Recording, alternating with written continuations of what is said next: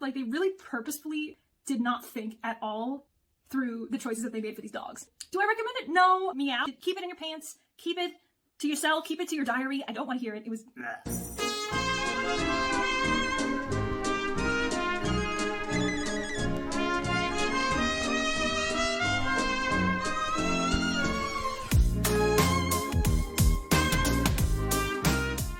Hi.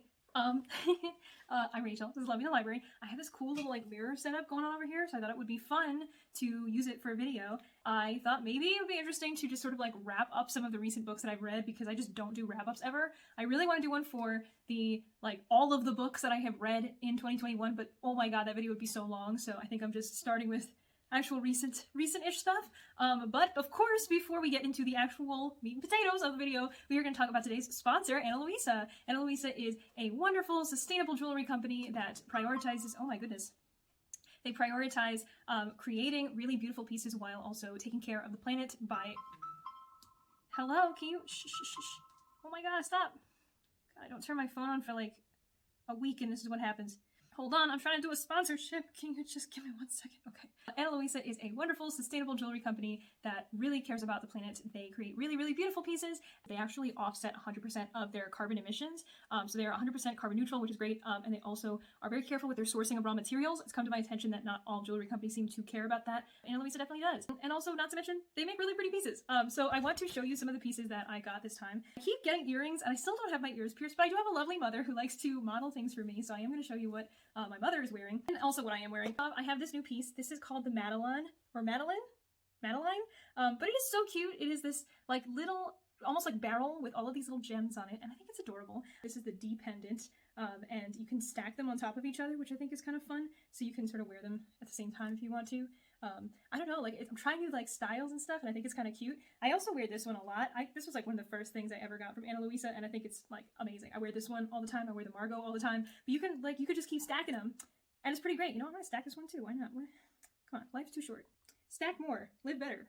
Walmart, Ana Luisa. So let me show you some stuff that I got this time. So I got more earrings that I can't wear, but my mother can, which is great. So these are the Paris earrings. They're super pretty.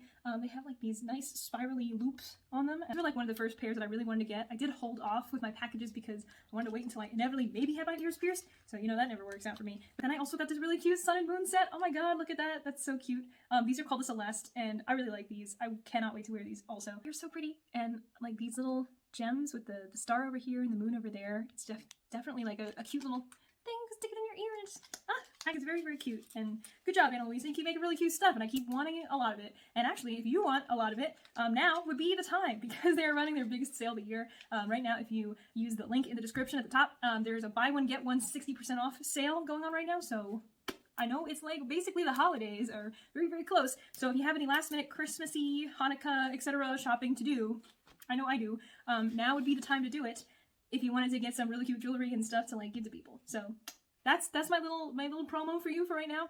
But now let's get back to the video where I wrap up a couple little books for you. So I don't want to do this for too long because I actually have somewhere I need to be. So I'm going to wrap up books that are not going to be in a vlog, because I don't want to, just say the same thing again. So I'm just going to scroll back and we'll talk about, let's say, like the last 10 books that I read. Let's do that. So I am not going to include like full series. I'll just wrap those up together. So first off, I have One Day in December. This is a book by Josie Silver, and I read this because Darian's always saying how great it is, and I thought it was really, really interesting because it's not at all what I expected.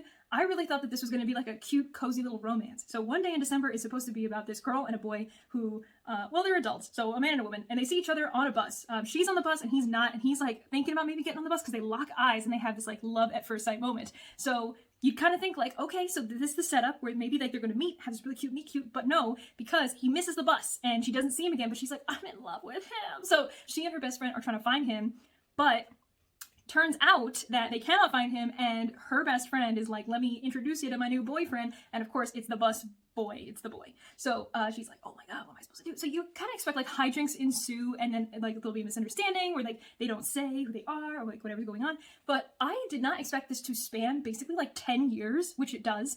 And like Darian told me this ahead of time when she recommended this book to me, but at the same time I just did not understand that it was going to skip so quickly, because it was like December, let's talk about this thing, and then January, now let's make some New Year's resolutions, and all of a sudden it was like December again. So a lot of stuff was happening in December. And I mean, I didn't dislike it for sure. I liked it. I don't think I thought it was great or awesome or like 5-star material exactly for me. I don't really understand how my dear friend Darian reads this every single year because it was painful, but I think she likes to be hurt sometimes, and I don't.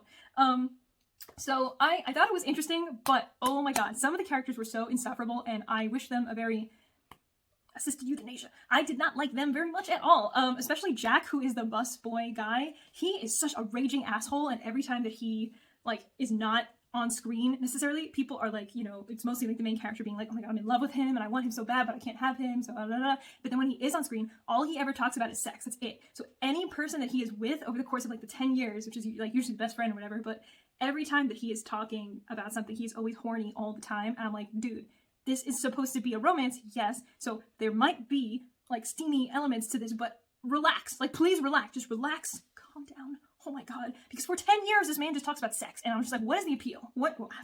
You can't be that hot. There's like, I cannot understand the level of how like attractive you must be physically to make what you are saying in your inner monologue okay, because it's just no, I don't like it. I don't like it. Too much.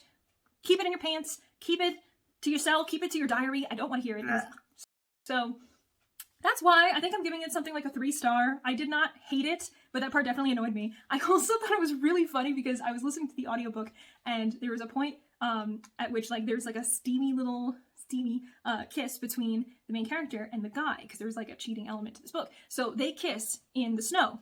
And so you expect it to be like the way any kiss scene is written, where these two people lock lips, and it's like this cute little like ooh like moment. And the description was like, he started making small animal noises, and I was like, do you mean like moaning or like meow? Like, did he start barking? Did he start meowing? Did he start making gopher sounds? Like, what is that small animal noise that he was making? Like a whimper? Like, why is he whimpering during a kiss? I don't quite get that one. And then there was also a scene where there was like a sex scene, a steamy scene, and like, you know, the description has already started, and then the narration has the main girl going, Jesus, like so loud during the audio that it totally was like, whoa, what happened? And she was just reacting to what was going on in the scene. But I was like, you've completely taken me out. Like, this is a comedy at this point. This is a barely rom, mostly com for me right now. Okay, let's move on to the next book.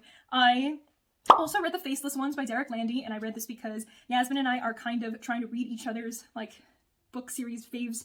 My favorite, of course, is A Series of Unfortunate Events, and her favorite is Skullduggery Pleasant. So Skullduggery Pleasant follows this young girl named Stephanie and this skeleton man named Skullduggery Pleasant. He looks like a skeleton, literally, his head is a skull, and he and Stephanie kind of like team up and join forces in the first book. So this is the third book in the series. I honestly am having a lot of hard times. I'm having a hard time following everything going on in the story.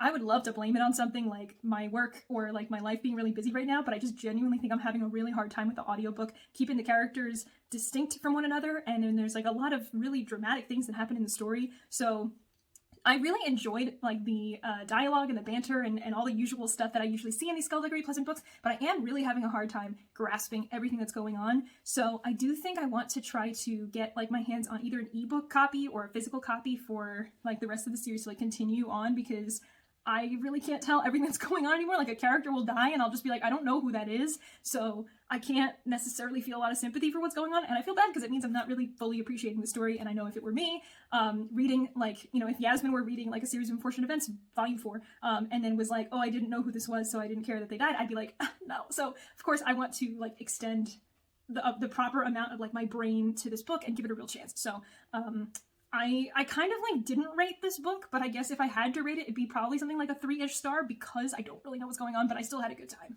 Okay, next up, I want to talk about Paper Girls. So I actually read the entire Paper Girls graphic novel series, which is 6 volumes, in like probably the last week. I actually did really like this, but I am still confused. This is a time travel story about a bunch of about 12-year-olds, girls who are paper girls. So, you know, like the paper boy used to go around and he'd like throw a little newspaper on your porch. So these are the paper girls. And the first paper girl ever in the town kind of like leads this pack, and now there's about, I think, 5 of them. So they are on their usual run to go and toss the papers out, and they start noticing a lot of really weird things happening, starting with these masked figures on Halloween night who are like sneaking into somebody's house, and they inevitably uncover a time machine, and it causes like a huge chain of events that happen with all these people coming from different times. Like dinosaurs come out of the sky, which is terrifying, and they kind of inevitably end up traveling through time and meeting all these different people, and sometimes meeting themselves in the future. So it was really cool, but I wouldn't say it was like amazing to a degree, because there are certain elements in here that I think are dangled in front of you, but you don't quite get a full grasp of what's going on. And it's not one of those things where it's like sci-fi is hard, time travel is hard, so it's really difficult to understand. I just think that also with a graphic novel format, sometimes things are represented visually rather than in text, and so you sometimes have to just interpret what you're seeing on the page a little bit more, and it does make it a little bit difficult to communicate the exact message to your audience. There is a really cool thing that happens in volume 6 where it kind of shows like these different timelines that are all happening at once across like probably like 8 or so pages, where you just keep turning, and then this is like timeline 1, timeline 2, 3, and 4 on each of the pages as you turn. So that was cool, but I did have to like read that thing like 3 times to understand what was going on. So there is kind of like some disconnect between what the graphic novel probably attempted to do and what it actually did for me, because it is a little bit difficult to tell what the heck's going on. But I did think it was cool, and I did like the way that things wrapped up. I kind of want just like a little bit more from the series overall, but I still did really enjoy it. So I think I'd probably give it something like a really high 3-star or a pretty solid 4-star, something like that.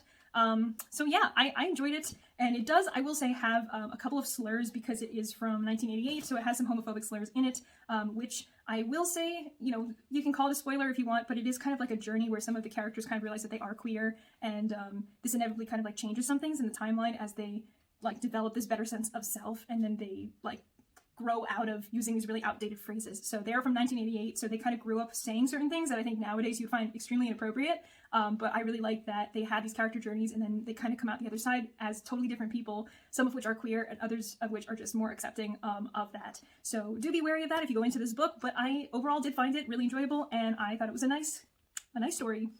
It was pretty cool. I also read Princess Ever After. This is a graphic novel that was recommended by my friend Jess from Books Past Bedtime, so you can tell I just read whatever my friends tell me to do. But this was so cute. This is a little graphic novel story about a princess who gets rescued by another princess, and they just kind of like team up and go help other people. And I honestly kind of cried reading this book. I don't know, I think it's like less than 80 pages, but maybe, I don't know, maybe it's like 150. I got very emotional reading it for some reason. I think just because like the main character had this like really mean antagonist who was like just like really bearing down on her and calling her all these names and telling her how worthless she was, and like it was just sad to see that it was happening to her.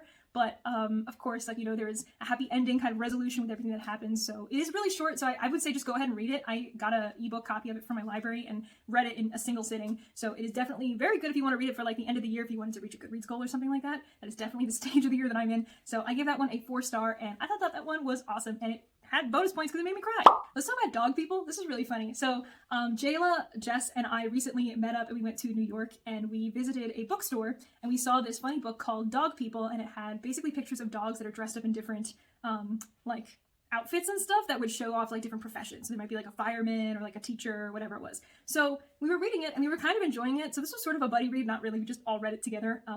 Like literally we just stood there in the bookstore, we read the entire book. So it was cute until it got really racist at the end, where they literally were like, this Chihuahua would be a Mexican because look, he's a Chihuahua. And it was like, that's not, you can't. There were so many instances where like the way that they dressed up the dog had like weird racial tones, where it seemed like they really purposefully did not think at all through the choices that they made for these dogs. And we were just reading it in shock. Like, I can't believe this started out so cute and then it turned into this. So do I recommend it? No, I gave it 2 stars because it was like, I guess it was like pretty good for the most part, but then it did just get extremely racist at the end, and I can't recommend a book like that. But actually, I was gonna do like a whole bunch of books, but I really have to leave. So this was like an extremely short recent reads video for you. But I did want to just like talk about some of the books because I think sometimes it's just kind of fun to chat about books and talk about things that are, I mean, probably not the most like mainstream top of the line books, but there's still kind of interesting things that I picked up lately and had feelings about. So I do just want to kind of like wrap things up around here. I gotta get going before everybody's like, are you coming? You RSVP'd, where are you? So I'm going to leave. Thanks for watching this video. I hope that you have a really great rest of your day and holiday season and all that fun stuff if you're celebrating. Once again, if you are celebrating the holidays and maybe you're looking for a gift for someone or to treat yourself or something like that, please go check out the link to Ana Luisa at the top of my description, because there is that buy one get one 60% off sale. So make sure you utilize that if you want to. And that's it for me. I'm Rachel. This is Let Me Know Library. Subscribe if you want to, and I'll see you next time. Bye.